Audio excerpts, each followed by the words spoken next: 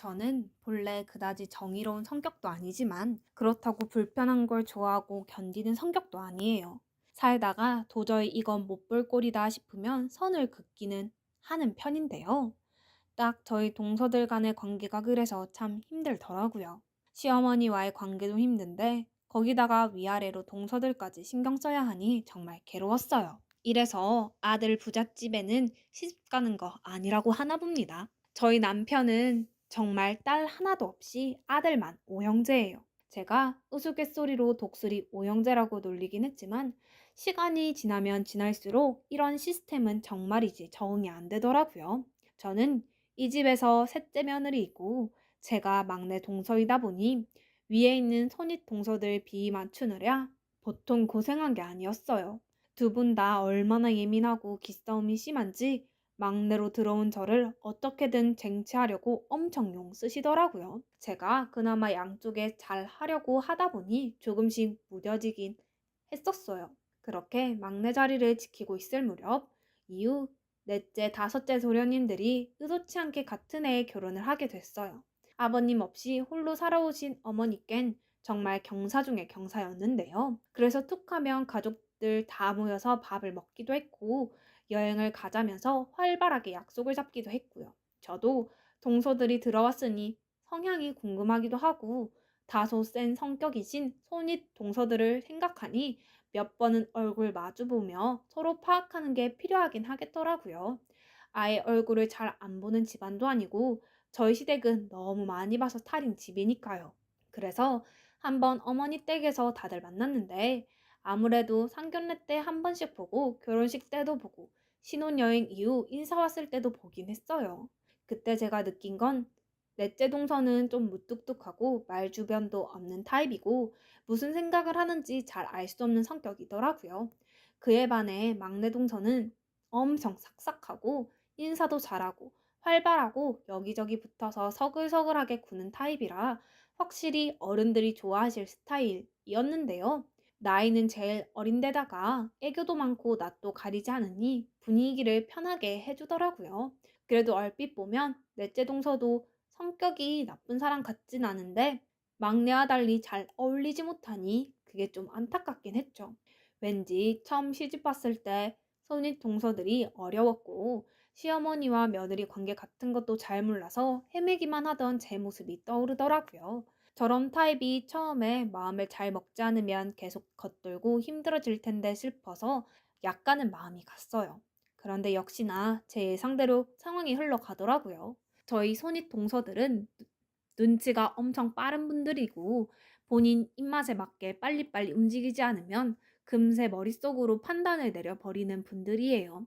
그게 어떤 판단이냐 하면 자기 편으로 삼아서 끌고 갈지 아니면 반대로 남겨서 적대시할지를 결정하는 거죠. 막내 동서는 눈치가 어지간히 빠른 게 아니어서 바로 손윗 동서 두 분에게 착 달라붙어 이런저런 질문도 하고 연락도 하고 벌써 개인톡도 해가면서 관계를 만들어 나가는 것 같더라고요. 이후에 동서들끼리 모여 밥을 먹자고 했는데 일단 한 번만 참석하고 이 다음엔 되도록 미룰 예정으로 나가봤어요. 그런데 이거 막내 동서가 생각보다 성격이 만만치 않더라고요. 여자들끼리만 만나서 밥 먹는데도 연신 먹는 것들을 챙겨가며 말을 걸어대는데 소은이 동서분들은 본인들을 깍듯하게 챙기는 막내 동서가 엄청나게 마음에 든 눈치였지만 하긴 저에게도 여간 친근하게 대하는 게 아니다 보니 싫진 않더라고요. 이것 좀 드셔보세요. 이렇게 드시면 정말 맛있어요. 그런데 어쩜 그렇게 눈가에 주름이 하나도 없으세요? 제가 만약에 40대가 된다면 손님들처럼 나이 들 수 있었으면 소원이 없겠어요. 이런 40대라며 나이 드는 게 뭐가 무섭겠어요. 정말 대단하세요. 본래 이런 소리들을 남한테 하는 걸 들으면 아부라는 게 딱 느껴지지만 내가 들으면 정말 진실되게 날 향한 소리로 들리잖아요. 손윗 동서들도 그렇고 저도 그렇고 기분이 좋긴 하더라고요. 그렇게 화기애애하게 분위기를 이어나가고 있는 사이 유독 한쪽만 침울하게 조명이 꺼져 있었으니 바로 넷째 동서가 앉아있는 자리였어요. 딱히 화난 것도 뭔가 우울한 일이 있는 것도 아니었겠지만 무표정한 상태로 그냥 나온 밥을 먹고 손윗 동서들이 질문하는 것도 답답형으로 하거나 계속 혼자 생각하듯 멀뚱멀뚱 있으니 그런 모습이 썩 이뻐 보일 리 없었죠. 하지만 그렇다고 넷째 동서가 딱히 예의가 없다거나 함부로 대하고 그러진 않았거든요. 그런데 이후에 완전히 판세가 뒤바뀌어서 제가 가장 싫어하고 진저리가 나는 여자들만의 그런 게임이 시작되어 버렸습니다. 바로 선입 동서들과 눈치 빠른 막내 동서가 합의되어 넷째 동서를 대놓고 왕따시키고 함부로 하는 흐름이 만들어지게 된 거예요. 그날 뭔가 느낌이 안 좋다 싶었지만 다음날 바로 저한테 둘째 동서에게 연락이 왔더라고요. 이봐 동서, 아무래도 넷째는 좀 성격이 너무 우울하고 어두워 보이지 않아? 서방님은 왜 저런 애랑 결혼한 건지 이해가 안 가네. 솔직히 우리 형제들 중에서 제일 직업도 좋으신데 말이야. 아, 친정이 좀 잘 산다 그랬나? 아, 그래서 그런지 멀뚱하게서 시키는 말이나 대답하고 앉아있고. 완전히 우리 무시하는 거지 뭐야 그게. 그에 비해 막내 동서는 얼마나 수더분하고 착해? 아, 저는 그렇게 부침성 좋고 싹싹한 요즘 20대는 처음 본 것 같아요. 자기도 그렇게 생각하네? 다짜고짜 저렇게 험담부터 하는 모습이 솔직히 좀 한심하면서도 저 역시 막내 동서가 너무 무뚝뚝한 모습이 약간 신경이 쓰이긴 했어요. 일단은 이 흐름에 당장 들어갈 순 없고 그냥 대충 선입 동서들에게 맞장구를 쳐드리면서 지켜보기만 했는데요. 글쎄 생각지도 못했던 막내 동서가 모습을 드러내기 시작하더라고요. 둘이 나이는 동갑인 걸로 알고 있고 같은 해에 결혼했는데 그래서 더 만만하게 보는 것일까요? 셋째 동서를 빼고 기어코 손입 동서들이 만들어버린 단톡방이 있는데요. 거기서 막내 동서도 저 역시 같은 뜻인 줄 알았는데 어마어마하게 자기 손입 동서인 넷째 동서에 대한 헌담을 하더라고요. 아무리 더 위의 동서들이 힘이 세고 이런 분위기를 만들어 놨다지만 엄연히 막내에게 있어 넷째 동서는 손이 사람이잖아요. 그런데 정말 말하는 거 하나하나가 어이가 없고 무례하게 느껴지더라고요. 형님들, 사실 저도 넷째 형님이 좀 이상하다고 느끼긴 했거든요. 저번에 다들 얘기하고 있는데 계속 뾰루퉁하고 입도 삐죽거리는 것 같고요. 제가 동갑이니까 그래도 편하게 잘 지내고 싶어서 말 걸었는데 그때 아주버님이 아무리 그래도 손윗 사람인데 거리를 좀 지키면서 대뜸 말씀하셨어요.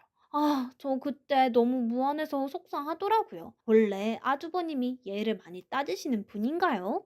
막내 동서가 말하니 상황을 저도 잘 모르긴 하지만 제가 아는 넷째 서방님은 별로 이렇다 저렇다 말이 없으신 분이에요. 그래서 듣고 좀 놀라기도 했고요. 그렇다면 정말 막내 동서가 뭔가 신뢰한 게 아닌가 혼자 생각하고 있었어요. 그런데 글쎄 아주버님 성향도 잘 모르면서 이유 내뱉은 막내 동서의 말은 선을 약간 넘었더라고요. 제가 볼 땐 넷째 형님이 아주버님한테 제 헌담을 하신 것 같아요. 제가 말 걸어도 표정이 계속 안 좋고 나중에 집 갈 때 인사하려고 했는데 그때 아주버님이 저보고 뭐라고 하셨거든요. 아, 너무 마음이 안 좋았지만 이런 얘기를 저희 남편한테 하면 형제끼리 다투게 될까 봐 걱정스러워서요. 솔직히 이것만으로 뭐가 어떻다 상상 정도야 하겠지만 확실한 건 아니잖아요. 막내 동서가 어떤 식으로 편하게 넷째 동서에게 말을 꺼내려는지도 정확히 모르겠고요. 그런데 그런 혼담을 했을 거라는 둥 본인 남편에게 말하기 신경 쓰인다면서 여기 손윗 동서들과 저에게 말하는 건 괜찮은 건지 정말 알다가도 모르겠더라고요. 형님들은 그저 자기들한테 싹싹하게 구는 막내 동서 말만 들어줘가며 맞장구를 치는데 진짜 우습지가 않았어요. 속상했을 테니 우리들이 잘해주겠다며 불편한 거 있으면 대신 혼내주겠다고 하는데 거기서 막내 동서는 계속 본인 얘기만 하고 넷째 동서 한탄만 하더라고요. 이런 분위기가 점점 거북해지기 시작했고 한 사람만 빼고 의도적으로 왕따시키는 그 단톡방에 계속 머무르기도 좀 그렇더라고요. 게다가 셋이서 늘 붙어서 맨날 늘어놓는 화제는 정말 한심하기 그지없었어요. 처음엔 넷째 동서 얘기로 시작해놓고서는 부부싸움 얘기이며 어머니 험담이며 서로 자랑을 했다가 또 누가 너무 자랑하는 것 같으면 은근히 깎아내리기도 하고요. 저는 바쁘다며 단톡방 알림을 꺼놓고 대꾸도 어쩌다 한 번만 했지만 갈수록 이 단톡방이 너무 바보처럼 느껴지더라고요. 게다가 어머니께서 국수를 먹자며 집으로 부르셨던 날 다 같이 모였는데 그날은 넷째 동서가 안쓰러울 지경이었어요. 막내 동서가 아예 대놓고 넷째 동서를 무시하더라고요. 형님, 거기 국그릇 다 갖고 나오세요. 거기 안쪽에 있잖아요. 제 말 뭔지 못 알아들으시겠어요? 아, 우리 형님 손 참 많이 가는 분이네.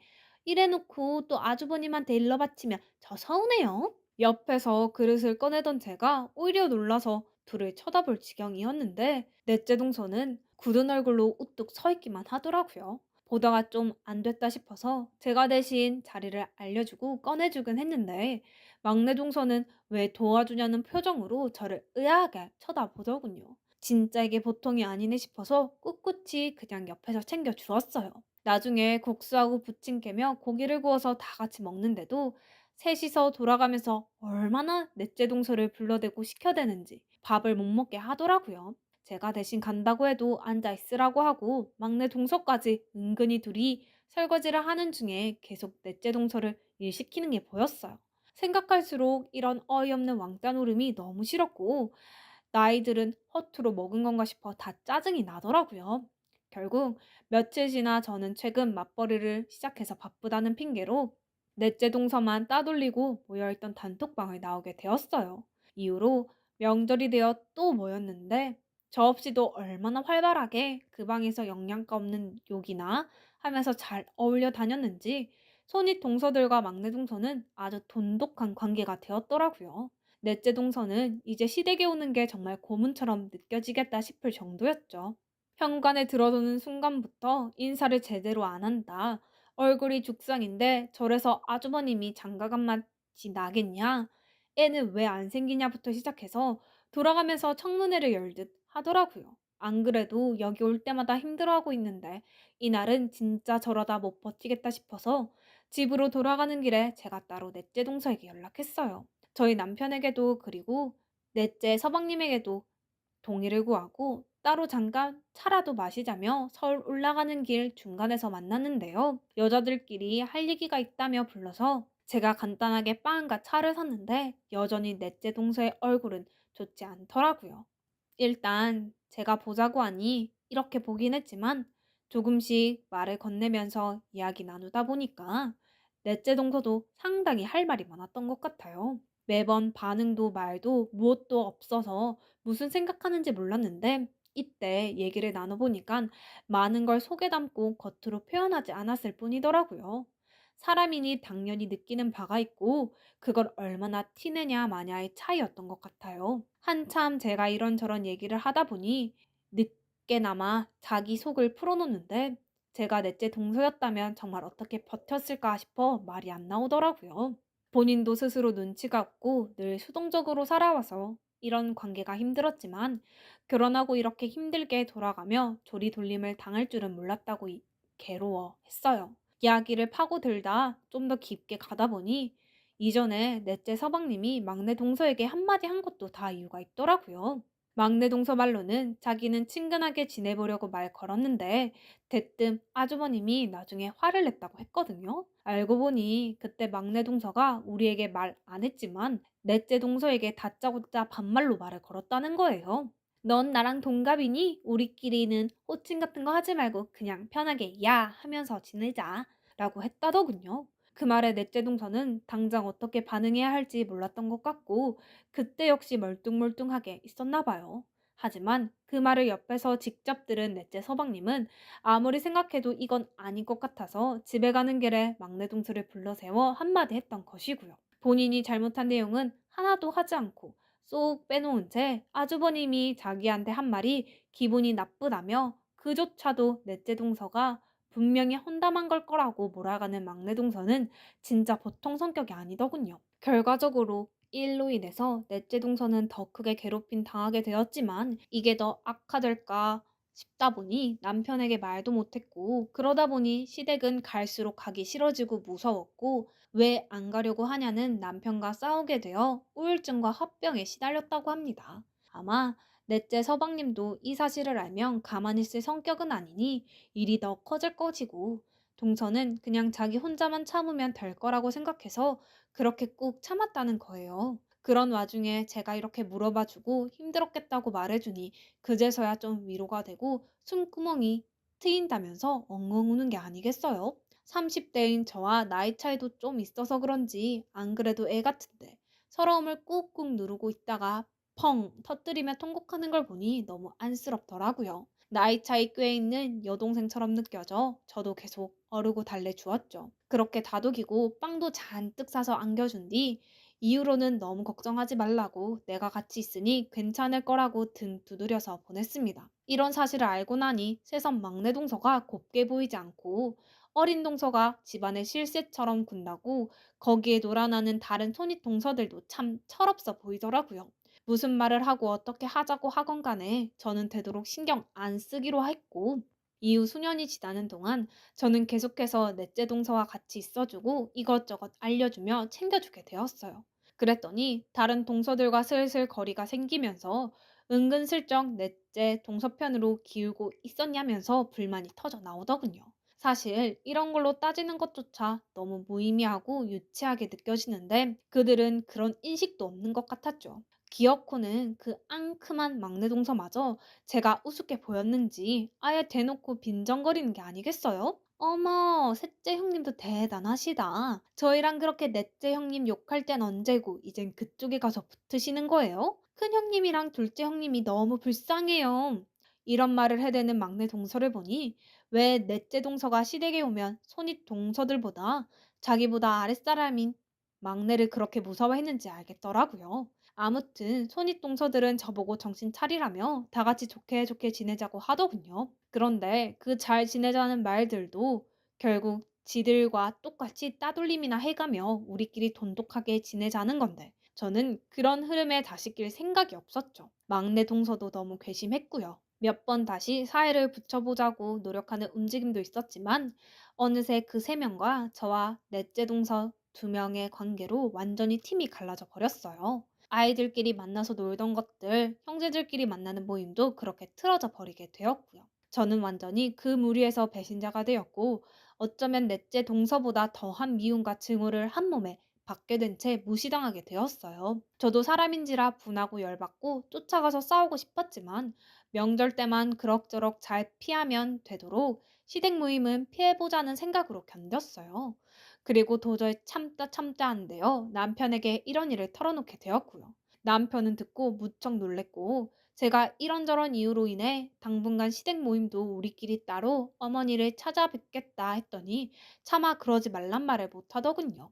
그렇게 저와 넷째 동서도 함께 다니며 그들과 별도로 움직이게 됐어요. 이후 1, 2년이 좀 지났는데 저는 믿을 수 없는 엄청난 빅뉴스를 듣게 되어 한동안 얼떨떨했죠. 앞서 말했던 시댁 일과는 전혀 별개로 제 개인적인 일인데요. 좋기도 하지만 금심도 그만큼 커지는 뉴스였답니다. 내용인즉슨 여러 가지 사정이 있어 청약을 걸어두었던 곳이 있었어요. 그러던 와중에 그렇게 기다리고 기다렸던 이름만 들어도 기분이 좋아지는 브랜드 아파트 당첨이 된 것입니다. 하지만 왜 좋은 일은 늘 애매하게 걸쳐서 오는 건지 딱 이때가 아니라 좀 더 빠른 시기에 소식이 있었다면 대출받아 들어가는 것도 어렵지 않았을 텐데 말이에요. 남편의 사업은 1년 전부터 꽤 위기였는데 갈수록 내리막길을 치며 결국 빚도 너무 많이 물게 되었고 더 이상 다른 곳에 대출을 얻을 수가 없는 상황이었죠. 애들 키우면서 그 브랜드 아파트의 평수나 환경, 주변 입지들을 생각하면 이렇게 힘든 저희에게 있어서 너무나도 담비 같은 환경이 되어줄 것이었는데 눈앞에 떡을 보고도 먹을 수 없는 지경이 되어버린 겁니다. 처음엔 좋은 소식이라고 생각했는데 뒤로 갈수록 차라리 안 되는 게 낫겠다. 이건 생고문도 아니고 오히려 힘든 우리의 요즘 사정을 더 각인시키는 것처럼 느껴져 괴로워지더라고요. 어디 돈을 빌려볼까 생각했지만 시댁이나 친정이나 썩 상황도 안 좋고 가뜩이나 시댁은 형제들끼리 사이가 나빠져 있는지라 이런 말들을 쉽게 꺼낼 수도 없었어요. 사실 좋았다고 해도 어디 말을 꺼내지는 않았겠지만요. 그래서 어쩔 수 없이 아파트 잔금을 치르기에 너무 무리였기에 어렵사리 당첨된 것을 포기하기에 이르렀는데요. 남편도 그 사실을 알고 있으면서도 안 그래도 힘든 이때 이걸 받아들이자니 좀처럼 마음이 놓이지 않았나 봐요. 자기가 백방으로 좀 더 알아보겠다고 했지만 솔직히 기대되지 않았어요.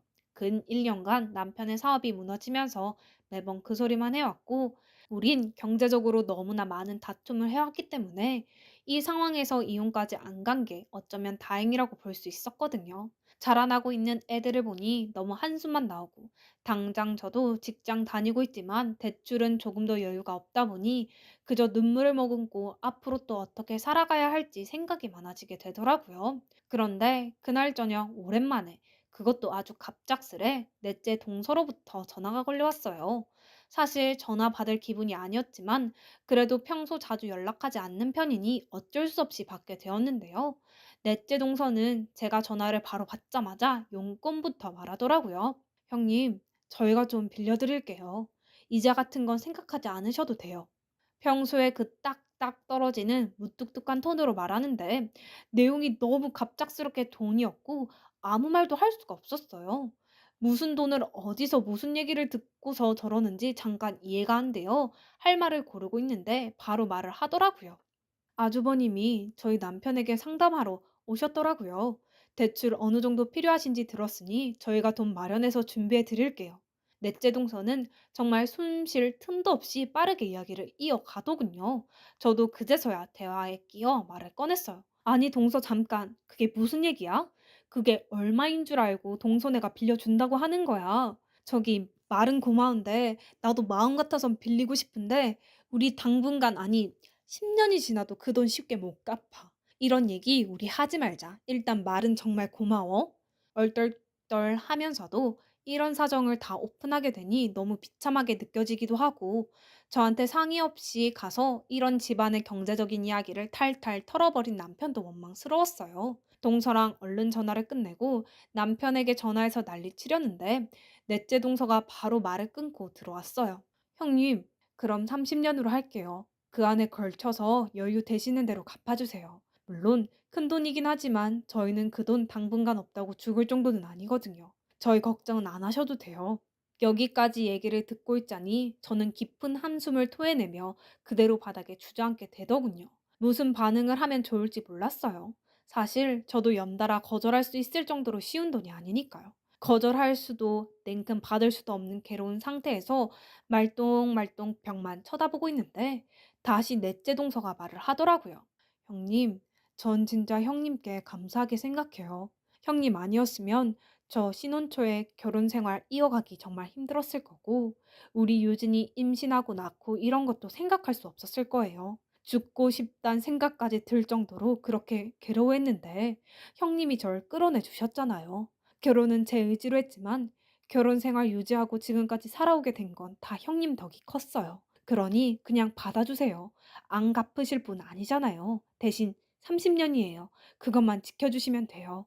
이쯤 듣고 있자니 말문이 막혀 있던 저는 모든 들숨날숨이 울음으로 바뀌었고, 넷째 동서에게 너무 고맙고 미안하고 면목이 서질 않아 어쩔 줄 모르겠더군요. 그런 저를 달래주려는 동서의 모습을 보니 그새 동서 역시 나이를 많이 먹었구나 싶기도 하고 더 이상 어르게 느껴지지 않았어요. 제가 도움을 받게 되는 상황이 될 거란 생각은 해보지 못했는데 인생은 이래서 마지막에 마지막까지 알 수 없는 것 같아요.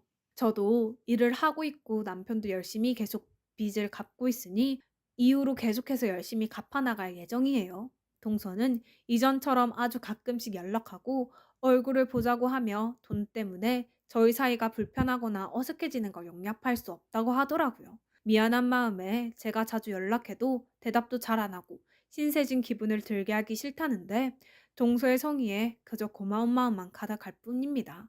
그리고 앞으로 더욱 열심히 살아야겠다는 다짐을 굳건히 하게 되네요. 여태까지 별것 아니라면 별것 아닌 저의 이야기를 들어주셔서 감사합니다. 저에게 있어선 무척 기억에 남고 마음속 크게 자리 잡은 일이라 이렇게 사연을 보내보게 되었어요. 다들 건강하세요.